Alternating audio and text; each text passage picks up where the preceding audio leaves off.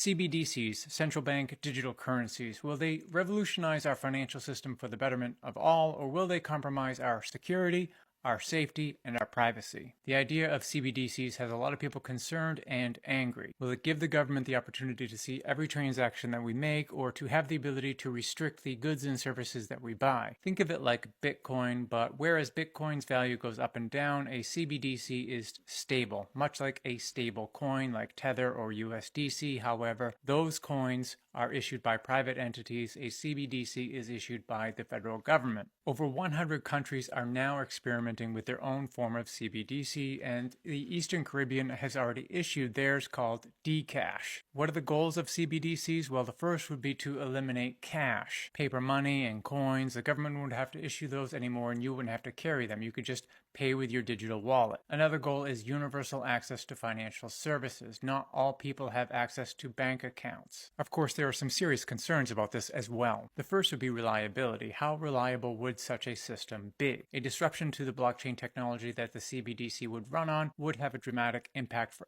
everyone in the country. We've seen this already. In January 2022, the Eastern Caribbean's Dcash went offline for 2 months. If that happened all across the United States or some other large country, how would they buy gas? How would they buy food? How would they pay their bills? How would they earn money? The other obvious concern here is privacy. The government operating this massive blockchain technology would be able to see where all the money comes and goes. If it's traceable, it's taxable. And what if the government wanted to control what the citizens were doing with their money? They could set up restrictions on where that money can and can't be used. And beyond private security, there's also a national security issue here. What would the risk be of putting a nation's entire financial system on a digital blockchain? Would that make us susceptible to attacks from foreign states? And then there are the unknowns, the threats that we don't know about, the issues that we don't know about that could arise from such a massive transition in our financial system. I'm interested in blockchain technology as a whole. I think it has a lot of promise and a lot of use cases, but I'm concerned about CBDCs. I like privacy, I like security, I like hard, cold cash. But tell me what your thoughts are. Are you concerned about central bank digital currencies, or do you think this is going to be a great thing should it come?